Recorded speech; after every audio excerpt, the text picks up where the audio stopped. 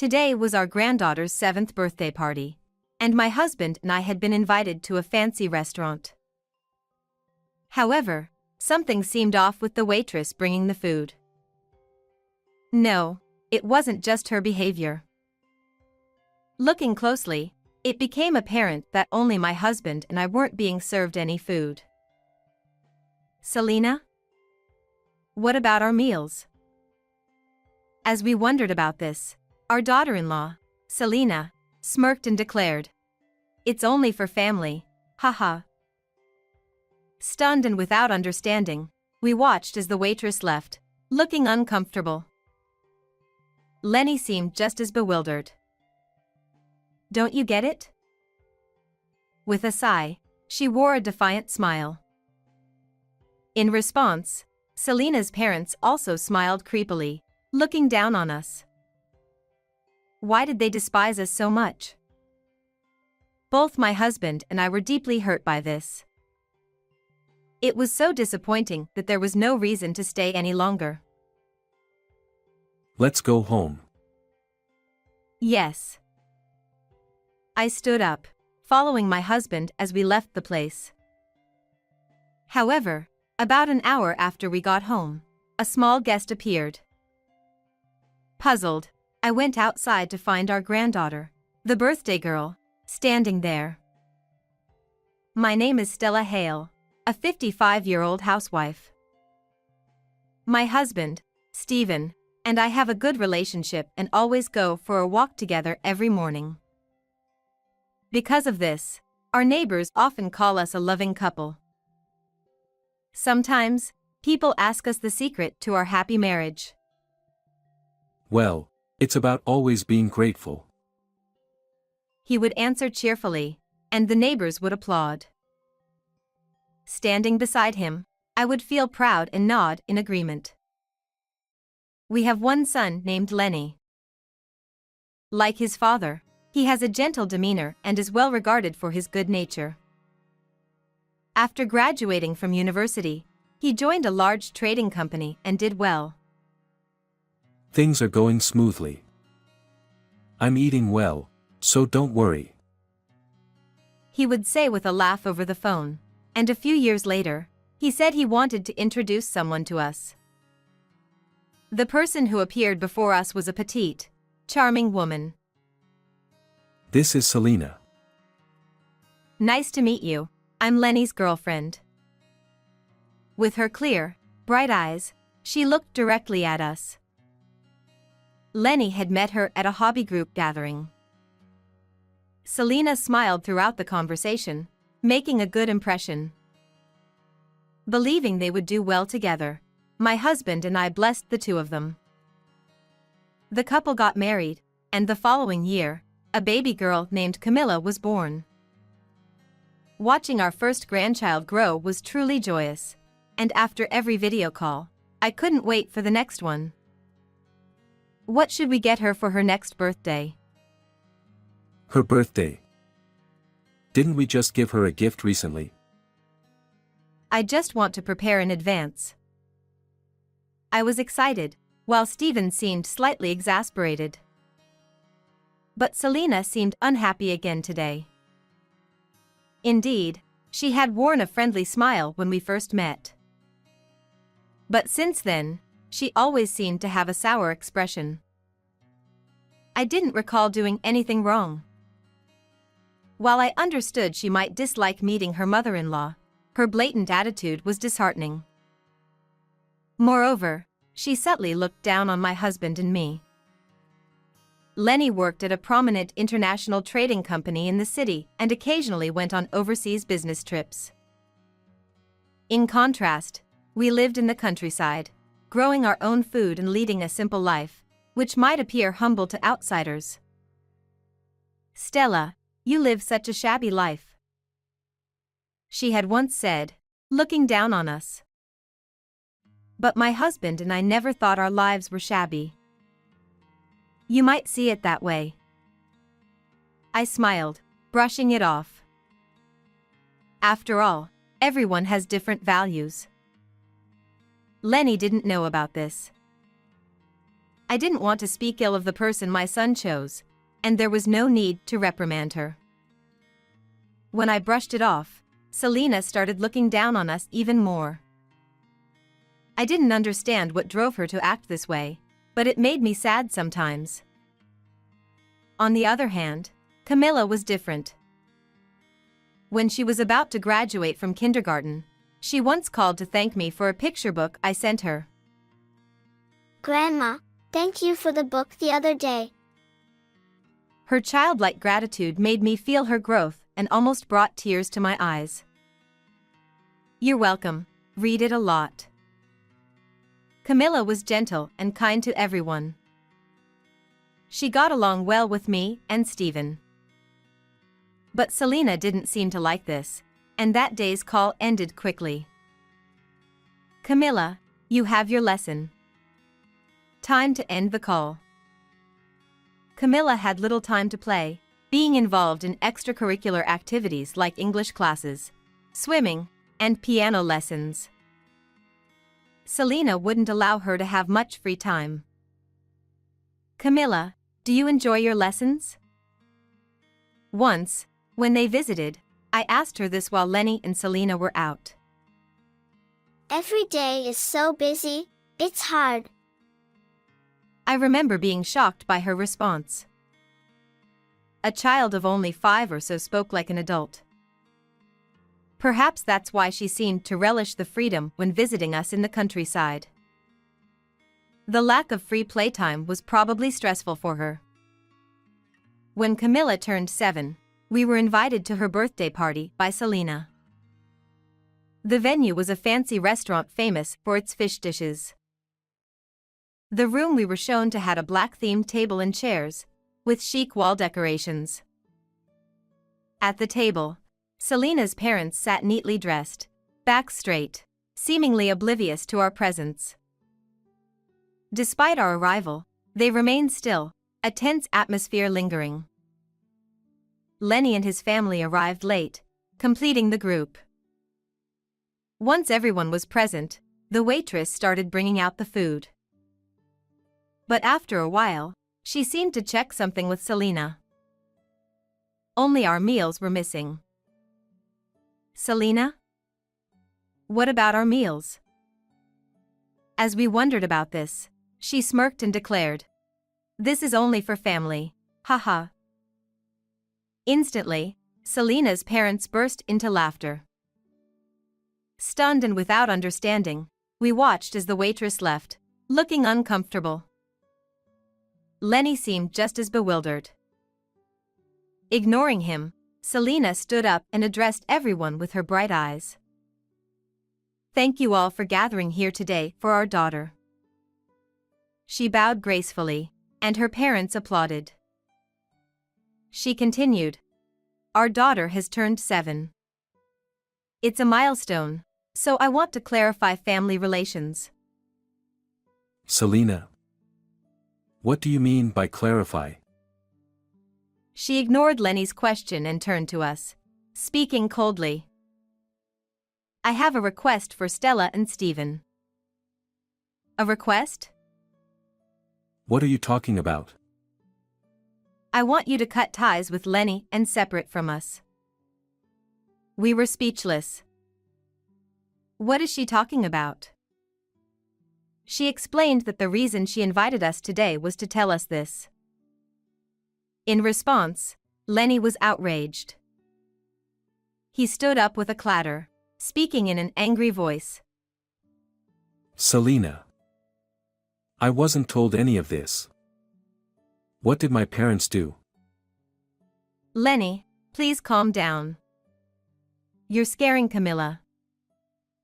He glanced at Camilla next to Selena, who was looking at him with frightened eyes. Noticing this, he managed to suppress his anger and sat down quietly. But now my husband wouldn't stay silent. Cut ties with Lenny. What on earth for? Don't you get it? She sighed, then smirked defiantly. "There's no choice, really." In response, Selena's parents also grinned ominously. They had those eyes that looked down on us. Selena. Explain. Why do I have to cut ties with my parents? You know my family runs a business, don't you? Of course I know. So what? We're upper-class people. But those two. She pointed at us with her chin and continued. They live in an old house, in the countryside where buses only run a few times a day. So what?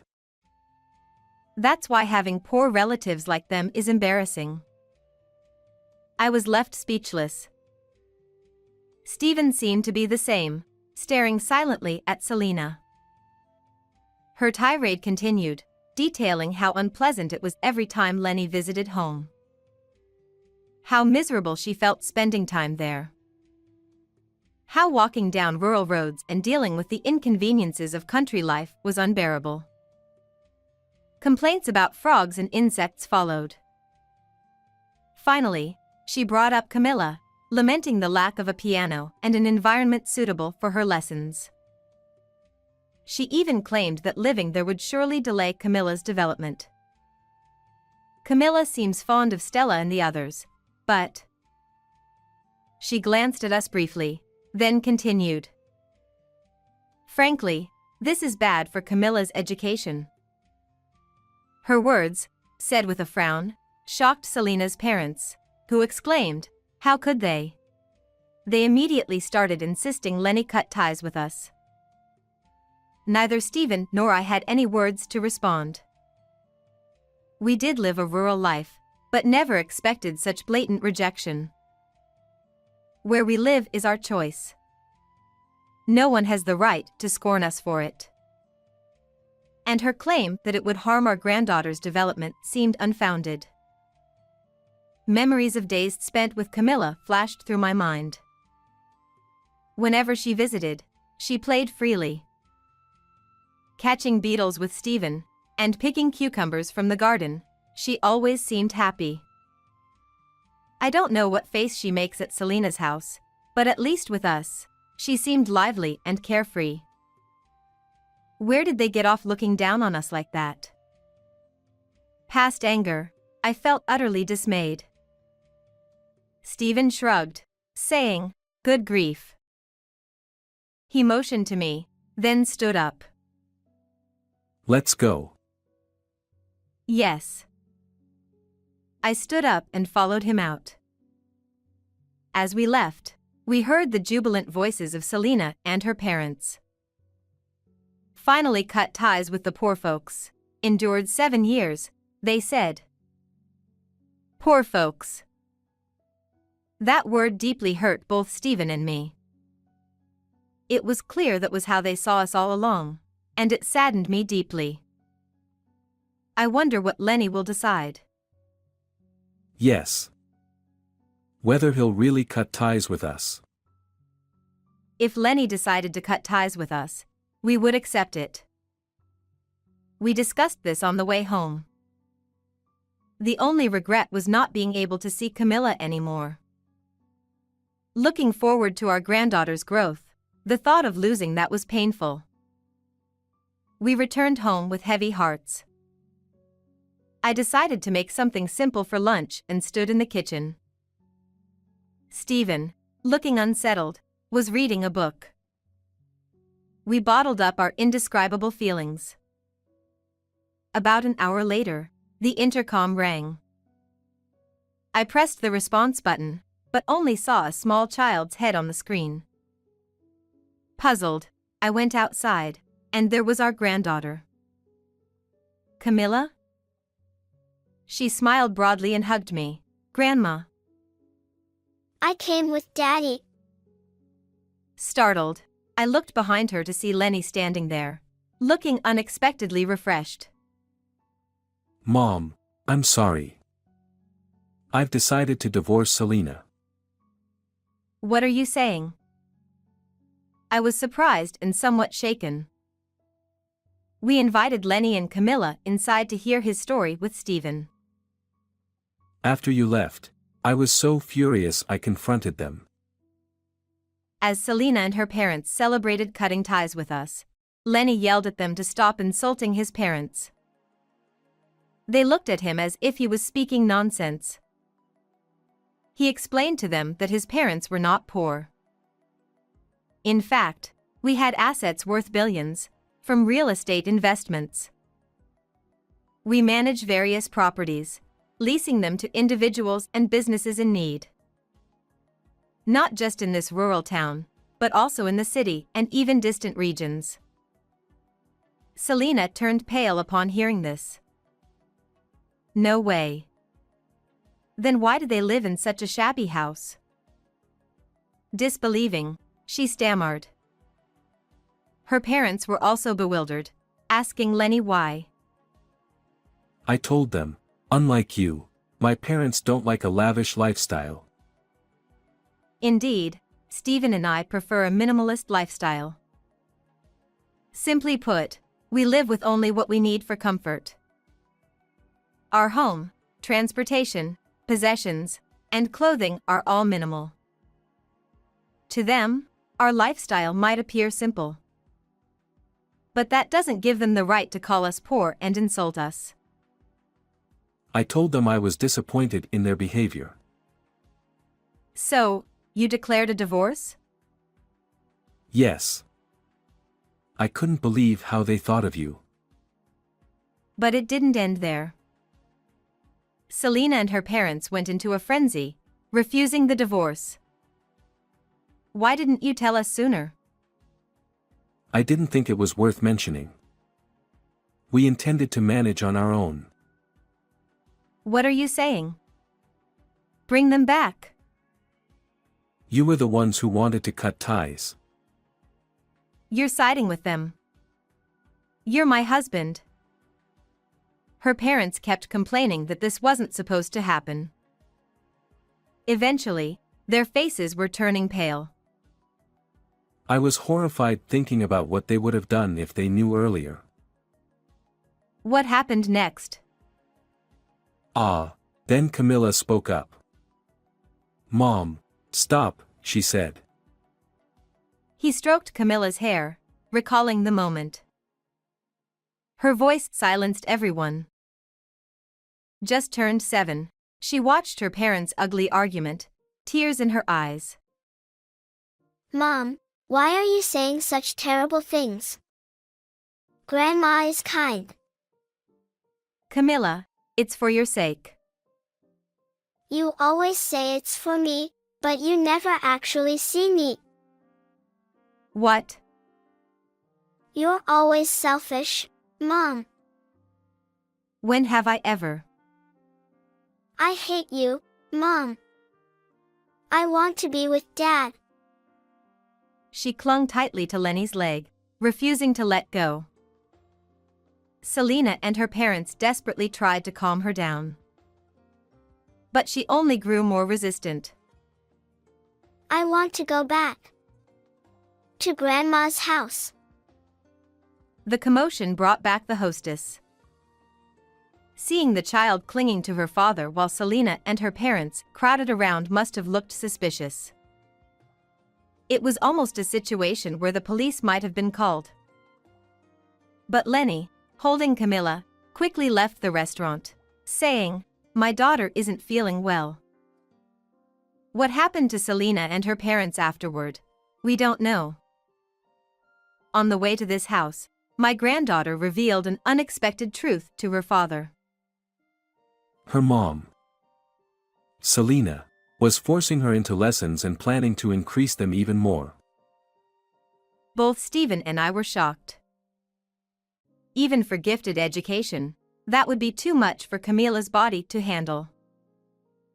With tears welling up in her eyes, she looked down and said nothing. She must have been suffering under Selena's educational policies. From that day, the two of them started living in this old house.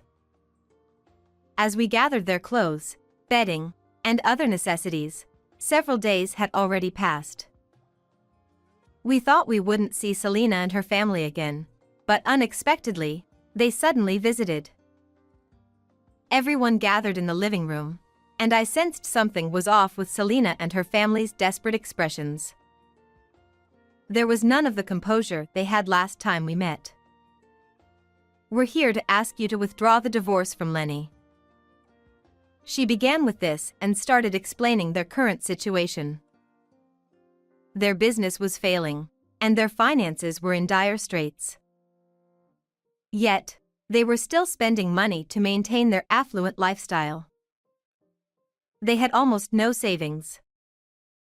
That's when they set their sights on Lenny's income. He worked for a foreign trading company and had a stable and high income.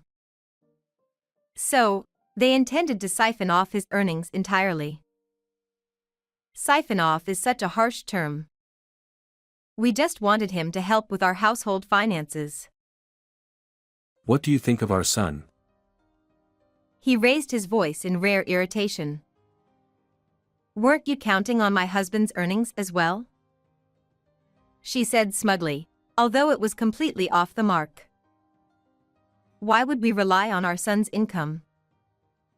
Living in such a shabby house, it's not surprising to think that, is it?" She thought it was terribly wasteful. "So you schemed to cut me off from my parents? That's crazy." "Please don't say that. I'm reflecting on my actions now." Lenny firmly refused to retract the divorce. Their miscalculation was not knowing that we, his parents, also had significant assets, even more than Lenny. They seemed to want to reconcile with Lenny to get their hands on our inheritance. My husband and I exchanged surprised glances at their obvious motive. To them, it might be just money, but it's our precious savings. It's for our retirement and to be passed on to Lenny and Camila's future. The thought of it being squandered made me increasingly angry.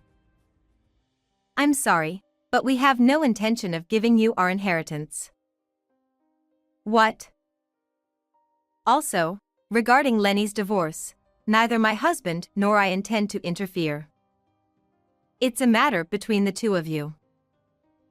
We told them to discuss it thoroughly and tried to send them away, but Selena and her parents started yelling. They called me a terrible mother-in-law, so I had no choice but to take a firm stance. "By the way, your rent for the downtown office has been overdue for 6 months, hasn't it?" When I said this, they fell silent and their faces turned pale. I didn't want to bring this up, but there was no other choice. We knew your business was struggling, so we were being patient with the overdue rent. They looked like they wanted to ask how we knew, and my husband delivered the final blow. "We have no choice. We'll show you this." He quietly handed them an envelope. Though his actions were calm, I knew he was definitely angry. Selena took it fearfully and opened it. Inside was a payment demand for the overdue rent. "A lump sum payment for the overdue rent? But why do you have this?" She read it with trembling hands. The answer was written in the demand notice. "Landlord, Stephen Hale." "The office you're renting is managed by us." Selena was stunned and lowered her head in disbelief. Her parents had the same reaction, turning their pale faces towards us. They tearfully asked if we could waive the lump sum payment. But we remained silent, showing no intention of complying. They should be grateful we've overlooked it until now. Selena looked shocked and raised her head abruptly. "Couldn't you extend the payment deadline? A lump sum repayment for 6 months is too much." Her voice sounded as if she'd come up with a great idea, but we shook our heads. "No. We need you to pay it all at once." Additionally, Lenny handed over another envelope. "Here's something from me too." Selena hesitantly took it. Compensation and a demand for Camila's custody. I recently checked my bank account. I'd left the finances to Selena, so I didn't know, but... She flinched and looked at Lenny with a strained face. It seems you've used a lot of my money. Not only luxury brand bags, clothes, and accessories but also spa fees were withdrawn. Realizing that retracting the divorce was inevitable, Selena and her parents looked hopeless. They surprisingly handed over Camila's custody easily. Whether it was for Camila's sake or because they were shocked to be called poor by those they had despised as poor was unclear. Without saying anything further, they left in a daze. A week after Selena's unexpected visit, the overdue office rent was paid in full. We didn't know where they got the money, but it didn't matter. Also, the compensation to Lenny was paid about a month later. Selena sent Lenny a message saying she wanted to talk again, but... What's there to discuss now? This is absurd. Enraged, my son blocked her messages and decided to communicate through a lawyer. Later, we heard from the neighbors that Selena's family had gone completely bankrupt. Right after hearing this, they contacted us about vacating the office. They must have judged that continuing the business was impossible. After completing the cancellation procedures, Selena fled. As an aside, another company applied to rent the now vacant office. So far, they haven't missed any rent payments. As for Selena's family, they were left with a huge debt and started working to pay it off. However, they had little experience working under others. They constantly had trouble with their superiors, colleagues, and even clients, resulting in frequent job changes. Unless they change their haughty attitude, this will likely continue. After the divorce was finalized, Selena contacted Lenny again. Give Camila back. What was she thinking? Stephen saw through her intentions. She probably wants to demand child support. What a disgraceful lot they are. Well, whether to comply or not depends on Camila. When we asked our granddaughter, she shook her head. No. I want to stay with Dad and in this house. We respected her wishes and replied to Selena that we could not comply. Afterward, Selena's family sold their house and moved into a cheap apartment. The apartment wasn't managed by us but by a real estate investor friend. Recently, we heard from him that the family was constantly fighting and causing trouble for their neighbors. Those troublesome people are a problem wherever they go. Stephen and I could only shrug our shoulders. Meanwhile, Camila had adapted well to living with us. Even when she had to transfer schools, she showed no displeasure, rather, she seemed happy. She had stopped all her extracurricular activities. English conversation, swimming, and piano didn't seem to interest her much. She started spending more time with her new friends. A little before summer, she said something surprising. Grandma, I want to join the Girl Scouts. Girl Scouts? Yeah. My friends from class invited me. It seems her 3 close friends in class were members of the Girl Scouts. They even had a program she could try on Sundays. Although she had said she didn't want to do any more extracurricular activities, now she was taking a step forward. This made me very happy, and I decided to support her. When I told Stephen, he felt the same way. That's great. Let Camila do what she wants. Thank you, Grandma, Grandpa. Camila jumped for joy, but Lenny interrupted. Wait a minute. You'll need a guardian to accompany you at first. I'll go with you. Camila's face lit up even more at his words. She seems to be smiling more than ever. And I feel like I hear thank you from her more often. Who could have influenced her like this? Who knows? We exchanged glances, savoring our happiness and laughing together. How did you like today's story? Don't forget to subscribe to our channel. See you in the next video. Women are only complete once they've given birth to a child. That's why my wife is still incomplete. Amidst the gathering of relatives, my husband, perhaps fueled by alcohol, began mocking me loudly. His hurtful words, aimed at me, an adoptive mother who couldn't have biological children, left no trace of love. And it wasn't just me, my husband even sought to make our son unhappy. I can no longer tolerate this man's reckless behavior. I decided to reveal a hidden truth, a trump card, to bring him to justice. My name is Charlotte. When I was a college student, I married a classmate, and now I'm a full-time homemaker. My husband, Michael, works at a small company run by his father. As a result, we often interact with my in-laws. Since the beginning of our marriage, there's been something they've incessantly said that drives me crazy. Hey, Charlotte, I can't wait to see the face of my grandchild. We're looking forward to the future heir of our company. So, it should be a boy first. Their constant reminders about having children have become like a broken record. While I also eventually wanted children, my husband often copes with work stress by going out drinking. He comes home just to sleep, and late nights are not uncommon.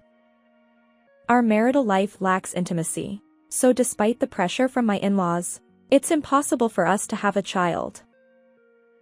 One day, I confronted my husband. Hey, can't you make some time for us? Your parents keep asking about an heir, but maybe we could focus on our relationship? His response was evasive. Oh, you can ignore them. I'll handle it. Right now, work is so busy that I can't think about anything else. No matter how much I tried to discuss things with my husband, he would always dodge the conversation with this kind of attitude, leaving me at a loss. One day, my in-laws visited our home, and we sat down for lunch. The conversation eventually turned to the topic of heirs. You two really need to start seriously thinking about having children. About that. Can you not bring it up so often? I hadn't mentioned it before, but the reason we can't have children lies with Charlotte's health. His unexpected words left me utterly surprised.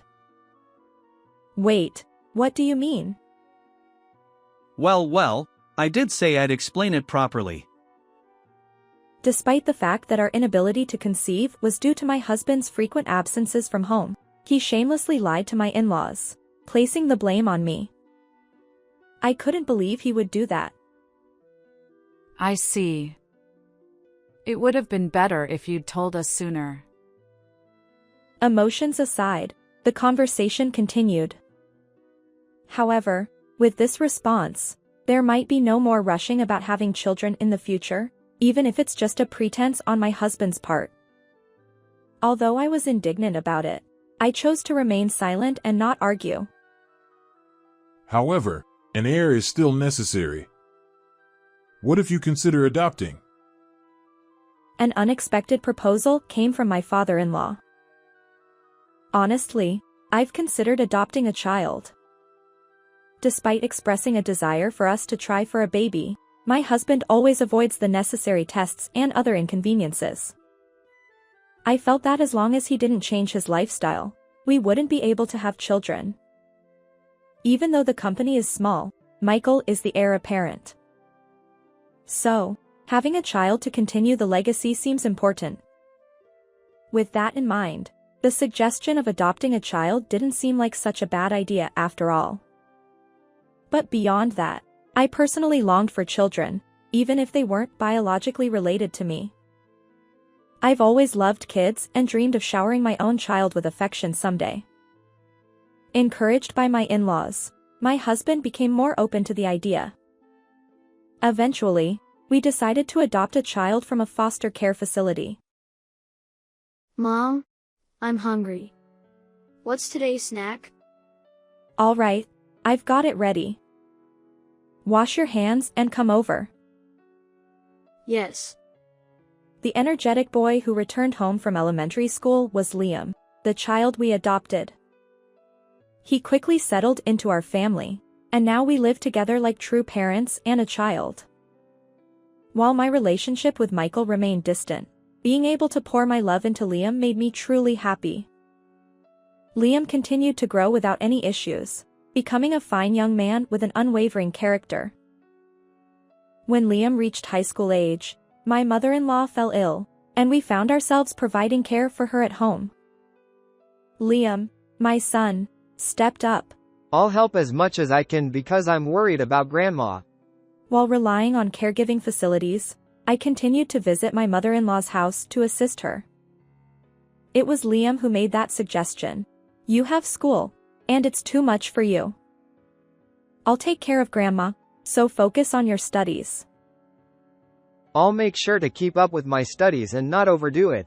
I just thought it might help reduce some of your burden, Mom. Is that not okay? Feeling that Liam wants to help each other as a family, I decided to ask for assistance within the limits that wouldn't interfere with his studies. After school, Liam would head to my mother-in-law's house, actively helping with her care. His commitment went beyond mere familial duty. He genuinely cared about her well-being. I'd always known him to be kind-hearted, but he tackled even the less glamorous tasks with a smile. My in-laws adored him like a true grandchild. Thanks to our combined efforts, my mother-in-law's physical limitations improved over time. Although she still faces challenges, she can now manage her daily needs independently. Liam expressed his joy. I'm glad Grandma is feeling better. As Liam entered his last year of high school, he opened up about his future plans during a discussion about career paths. It seemed that caring for his grandmother had influenced his decision. When I helped take care of Grandma, I realized something. I want to study welfare in college and assist elderly individuals in their recovery. His words surprised me, but they also reflected his kind-hearted nature. I assured him. Understood. I'll support your dream. When I shared this with my in-laws, they were equally impressed by Liam's determination. However, there was one dissenting voice. The only person opposing Liam's chosen path was my husband, Michael. Being a caregiver doesn't pay well. I won't allow it. Besides, we took you in to be the heir to our company. I appreciate you taking me in when I had nothing, but my career choices are mine to make. Liam, usually compliant with his father, stood his ground this time. The tension between father and son escalated. Do as you please. But I won't pay for your education. Clearly displeased with Liam's decision, my husband's relationship with our son turned icy. As Liam pursued a degree in welfare at a university, my husband adamantly refused to provide any financial support. Feeling at a loss, I received an unexpected offer from my in-laws. Our precious grandson's future is important to us. We'd like to support him. And what about Michael? He's done nothing. No parenting, no caregiving. It's embarrassing, even as his father. Both of them seemed exasperated by their son's behavior. After successfully graduating from university, Liam obtained his caregiver certification and began working at a care facility, just as he had hoped. Although I felt a tinge of loneliness as he moved out to live on his own after graduation, I couldn't help but feel proud of him for dedicating himself to a meaningful profession.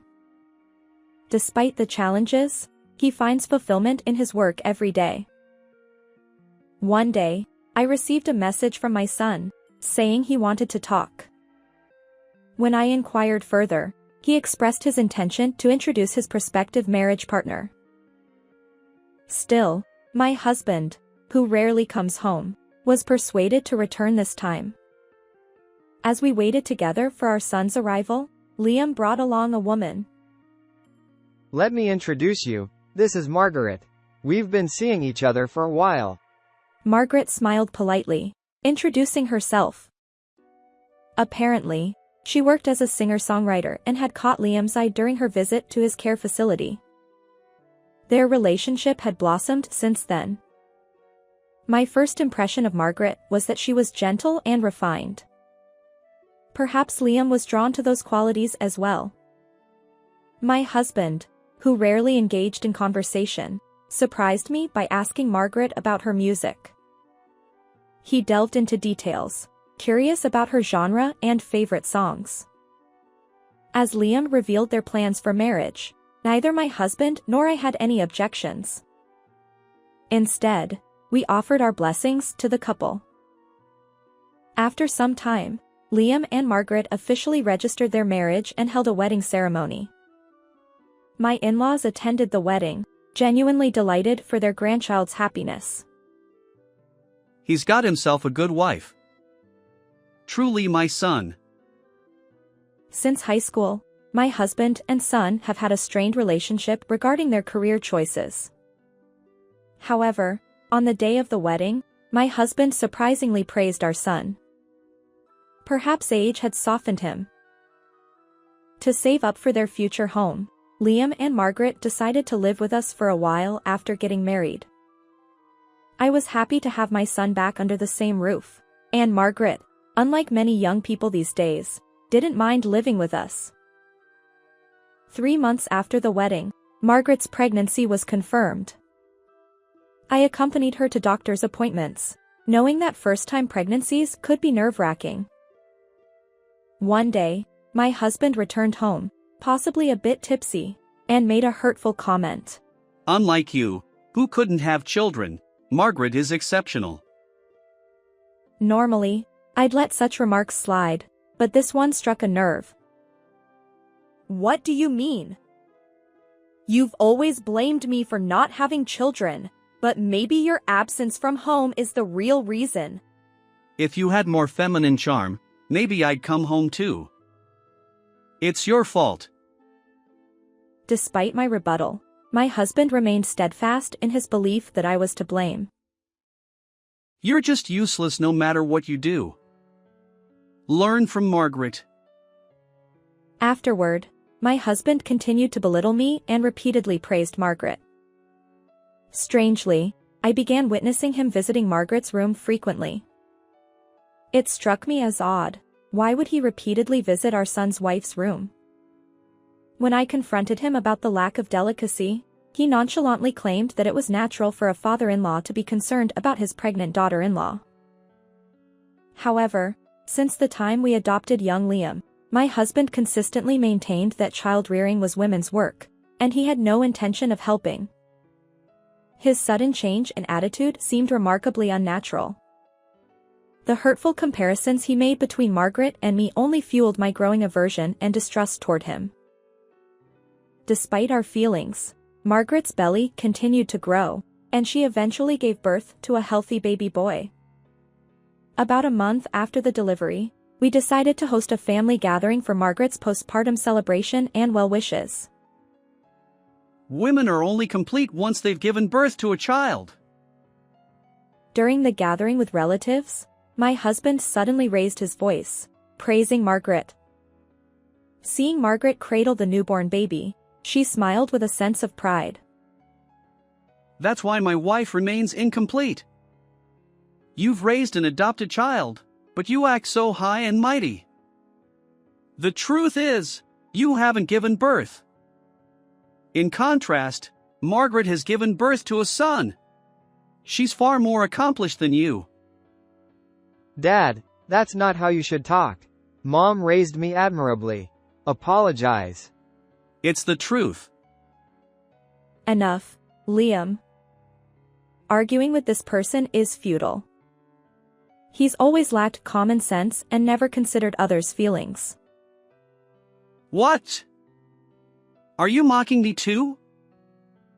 Yes, I think you're foolish. Truly, you're an irredeemable person. My suppressed anger finally boiled over. Perhaps angered by my strong retort, my husband hurled insults at me while spitting. If only you were gentle and respectful towards me like Margaret. Just then, our argument was interrupted by the loud cries of the baby Margaret held. Margaret, despite the tense atmosphere, maintained her usual serene smile. But there was something eerie about that expression. Oh dear, the baby's crying. There. Let Daddy hold him. She turned to Liam, who was sitting next to her, ready to hand over the newborn. Just as Liam reached out to take the baby, I steeled myself and addressed everyone present. Wait, the child's dad isn't you, Liam. Margaret, dear, can you confirm? Margaret remained deadpan, not uttering a word. Liam, bewildered, asked. What do you mean, Mom? Exactly what I said. The child's dad isn't you. Liam persisted. But, then whose child is it?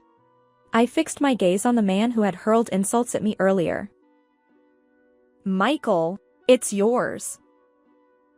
My tone was resolute, and my husband suddenly stumbled over his words.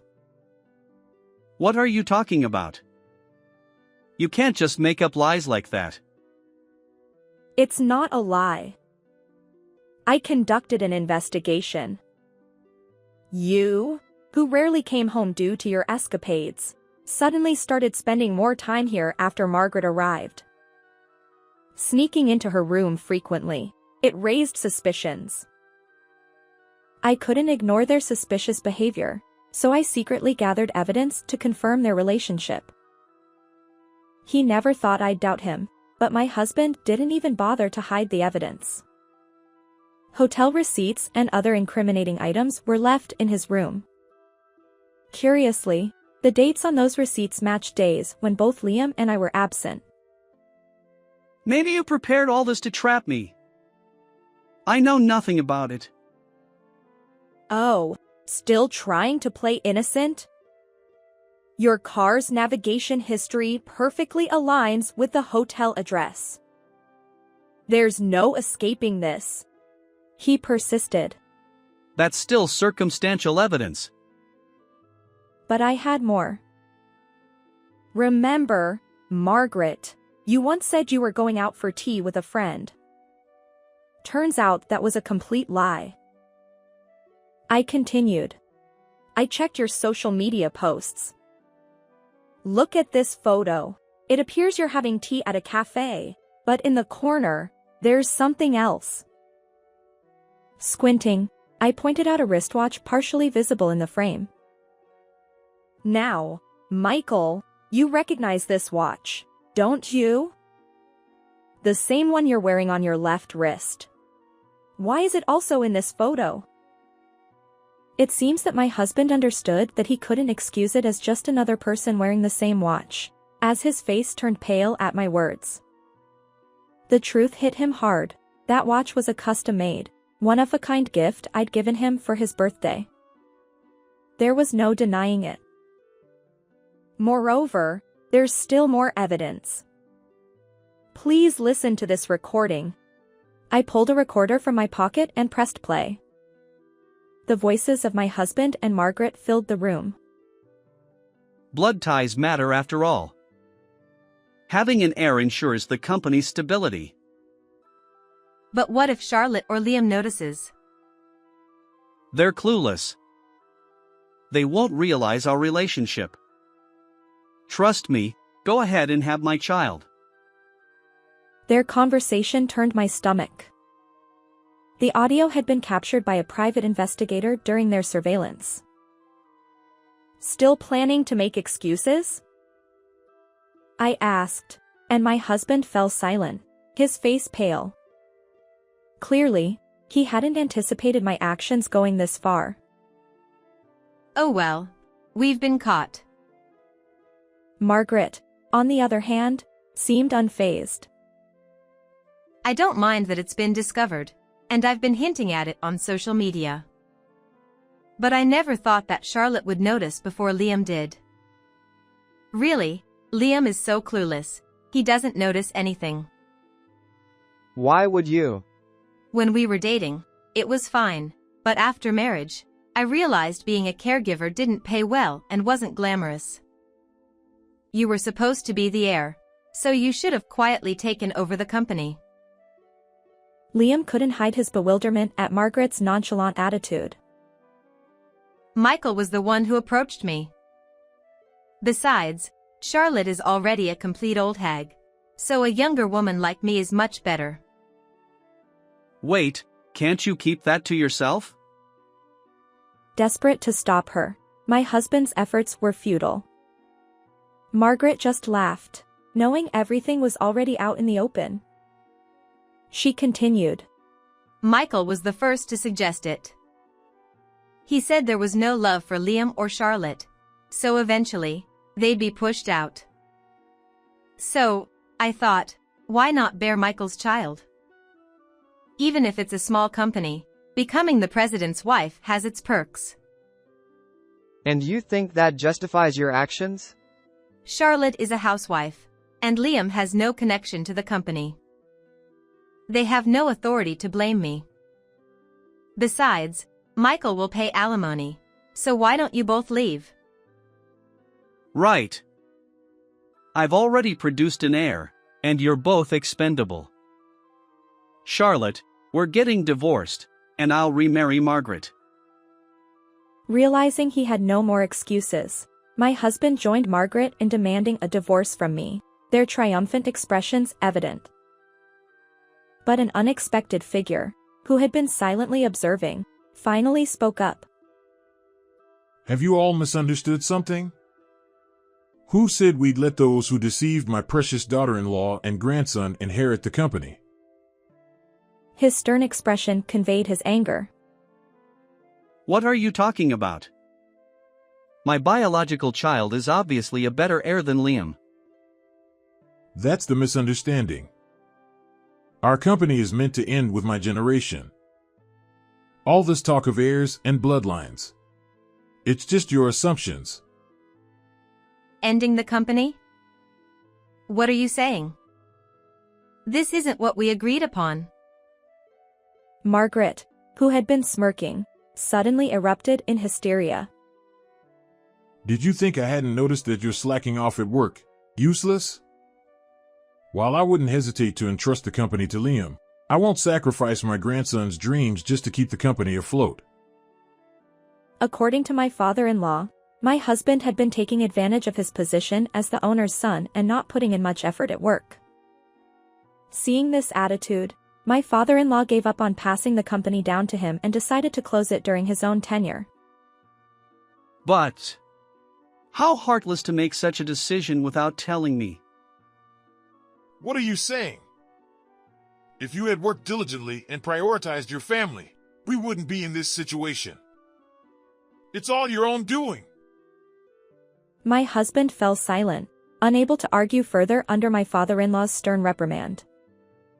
Margaret, too, seemed shocked by the turn of events, standing there in disbelief. Eventually, unable to withstand the cold stares from other relatives, the two of them hastily left the scene. As for my husband, his scheming was exposed, and he ended up losing his job. Of course, I kicked Margaret out of our home along with him, but neither of them ever offered an apology to us. I heard through the grapevine that my ex-husband attempted to find a new job after our divorce.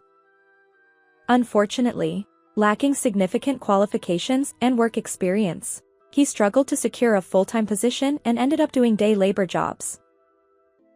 Their child has been entrusted to Margaret's parents, and it seems that she herself works at night.